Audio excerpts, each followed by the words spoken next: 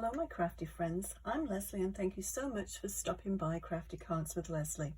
If you enjoy this video, and I hope you do, please give it a thumbs up and consider subscribing. That way you'll be notified when I post new videos. Today's card is one that's been around for quite a long time, and many of you have possibly already made one, but I thought I'd show you how I put a floating card together. Let's have a look at the three that I've made already and we'll get started. So we'll start with this one. This one I made with the Easter gnomes and obviously an Easter card, but it's still a floating card.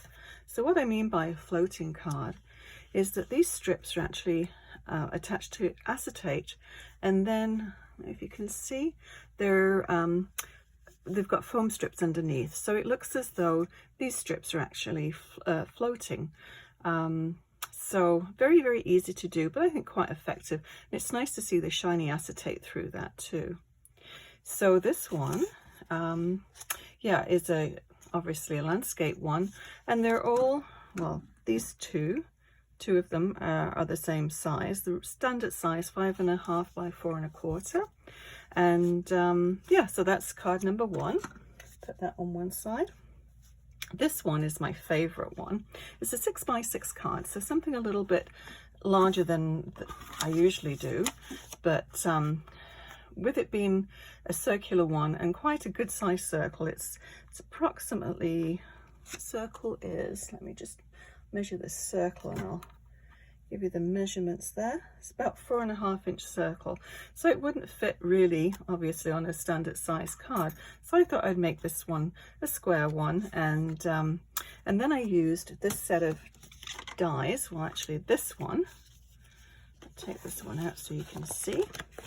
I love this set. It's the Fancy Border dies by Close to My Heart. Actually everything that we're going to be using tonight is from Close to My Heart, and all you do is cut them out and just stack them just the same as you would just the rectangular shaped ones, but obviously these are curvy ones. And I thought, seeing as though these are curvy ones, we will it sort of represents the waves, so I thought what better to put on there than the flamingo. So this is the flamingo one. This one actually isn't available anymore, but you can put anything really down on the side there. And these colors, let me just have a look, my little cheat sheet, Glacier and Lagoon. But Close to My Heart papers, the cardstock, it's two-toned, so one side is a little bit darker than the other. So as you can see, this one is the flip side of this one. So I think it's a very, very effective way to make the card.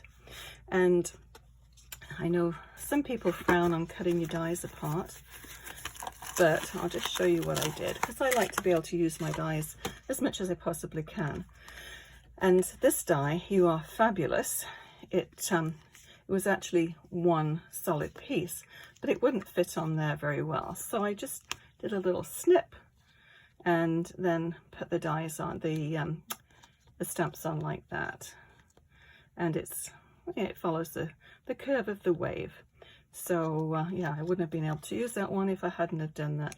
You can actually mask them off. I shouldn't say that. You can mask them, but they're a little messier. But those ones fit back together and you can stamp it as it's meant to be stamped after the fact. So it's no big deal, I don't think, to actually put your stamps apart and use them that way. And you do get more use out of them that way, or at least I do. So that was that one, and I did a matching envelope as well, which I always like to do. And these little dots are the days from the Daisy Meadow collection. And then I coloured the flamingo with the antique pink blend, and I just used the medium color and the light color to do the flamingo. But very simple to do. I'm going to show you how to put this one together, a little bit more straightforward, but the same sort of thing can do for any shape really. So you can just play around with it and have fun. Okay, I'll show you what I did with this one. Move these ones out of the way first. Okay, so this is that one, and I do like the simplicity of this one. And there again, it's the two, I did use two different shades of the brown. One's an espresso and one's a toffee. And so you can see from here, this one is one side, and this is the other side. That's the espresso. And then the toffee, one side and the other side. So it's really nice to get that shade going on the card. So quite often what I do, if I have any acetate on packaging or anything like that, I just save it and use it for these projects. But I've used quite a bit of it recently, and I've totally out of all my scraps. So I bought this, which is quite flimsy really, acetate, but it works quite well for the background for a floating card. And I just got this one off Amazon. Okay, so I started a background here. So I just cut a piece of acetate, which is actually bigger than the card front. And as I said, this is a 4 1/4 by 5 1/2, just a standard size card.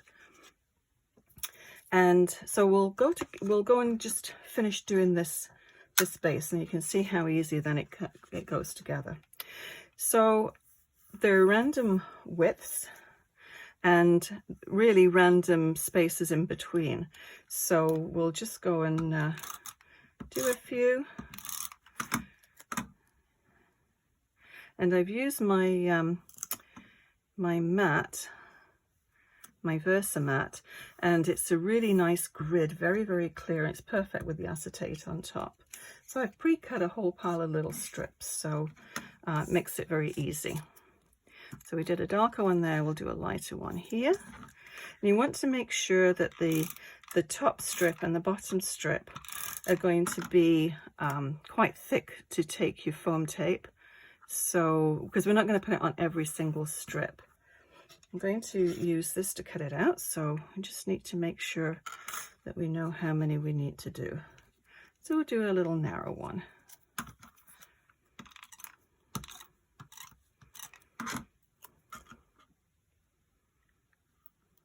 Yeah, these Versamats are great. So one side I've got these grids on, which are every 1/4 inch, and then the flip side it's spongy, so it's great for if you're stamping. You can just flip it over and it's all ready to go for your stamping. So I should do that one. So we need to be able to camouflage the foam tape, the 3D foam tape. So this should, yeah, that should do it. So what we'll do now is we'll tape that down. I'll use this. This is just a post-it tape, which is very handy because it's very low tack, but it does hold things in place quite nicely. And this is the one that I used to cut this out. You can just do it on your paper trimmer too. You don't really need to have a die to cut it out, but it just sort of finishes it off nicely. So I'll just peel that up. And then it's already ready to run through my die cut machine. Okay, so that's it. Back side, front side, ready to go. So I've already cut one out here. Save a little bit of time. And these ones here are from an older set. It's a die cut set, Sprigs Leaves it's called. And so I cut a whole pile out, and this is what I use for this one. But I think it's actually on a long die, so it cuts out several at once. So that's why I have so many. So I don't need all of those. So what we'll do is I have the 4 1/4 by 5 1/2 card base here. So I'll just give that a little press with the bone folder, make it a nice crease. And then I'm going to put this one on. So this one is 4 inches by 5 1/4. So it just gives you that little 1/8 of an inch all the way around, which is what I did on this one. And I also put foam tape up underneath this, so each of the strips have got foam tape, and well, not every, but there's not every single strip, but there's that lift under the acetate, and then the foam tape again underneath the card front. So let's go through and do this. So I'll use the close to my heart narrow tape and my scissors. I thought they'd gone walkabout again. Okay, so we always need to make sure there's one at the top and one at the bottom, and certainly at least one in the middle, but we'll put a couple in the middle.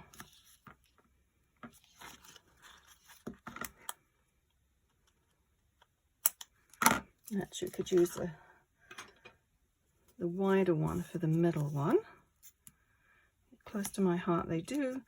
This is the close to my heart foam tape, and each one comes in 2 different widths, which is super handy.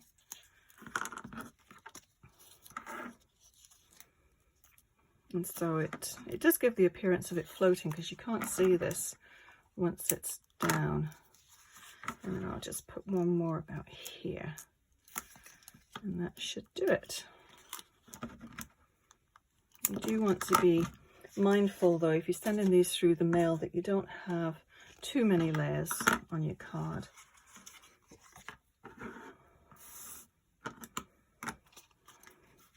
So yeah, that'll go about there. So I'll just peel these off.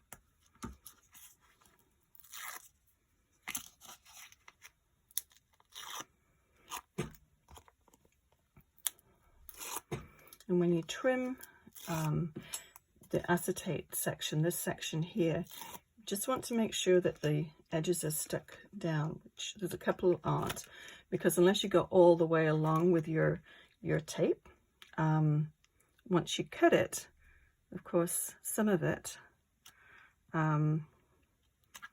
sorry, focusing on trying to get this straight, some of it won't be attached. So just go back and just put in a little dab. And you do need the tape runner for this, because the glue and acetate, they really aren't very good together. Okay,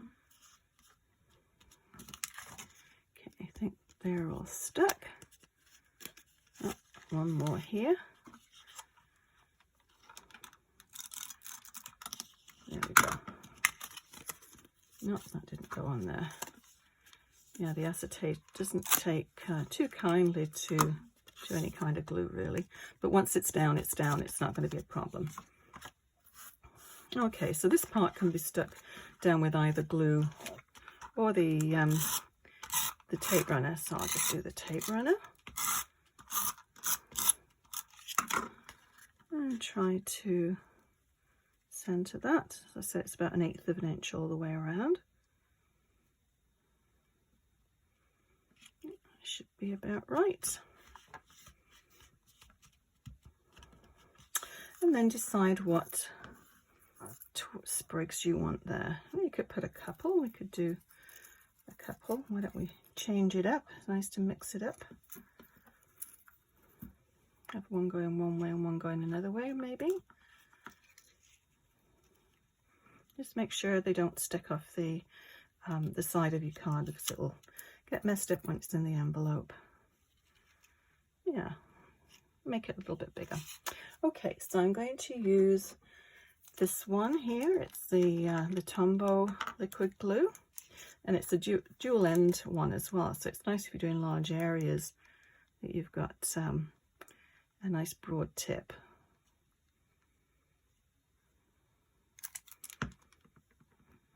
Okay, so about there.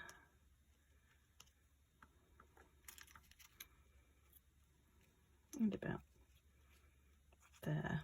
That should do it. I always like to position it first before I actually stick it down, and you know where it's going to go. Although sometimes they change my mind halfway through. But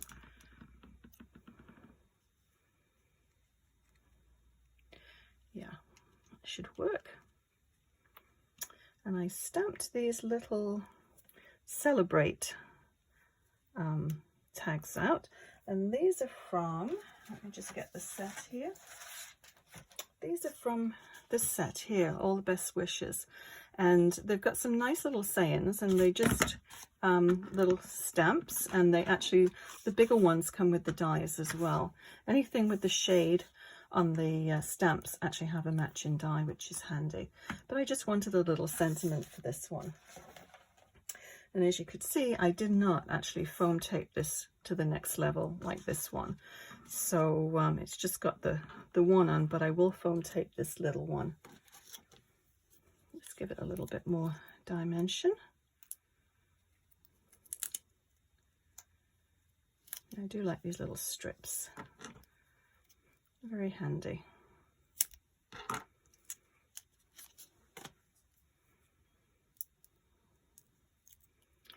So I put that one down there. That would fill in, yeah. And I used the Espresso ink as well. So I just used the Toffee paper underneath there. So it's the Toffee that you can see coming through there. And then used this one, the Espresso ink. And so it obviously turns the background to the espresso color, but you get the Toffee coming through. And then I use these little bitty sparkles. These are so sweet. I do like these little ones. And we'll just give it a little bit of bling. So just randomly. Always agonize where to put these. You can do as little or as much as you want. I'll put one up here maybe. Such a major decision. There. So I think that's probably all we need to do with that one. So yeah, I hope you enjoyed this card. I'll list everything that I used below to make this card, and it's also available on my online store. If you've got any questions, please leave a message in the comments section and consider sharing with a crafty friend. Thank you so much for watching. We'll see you again soon. Bye bye.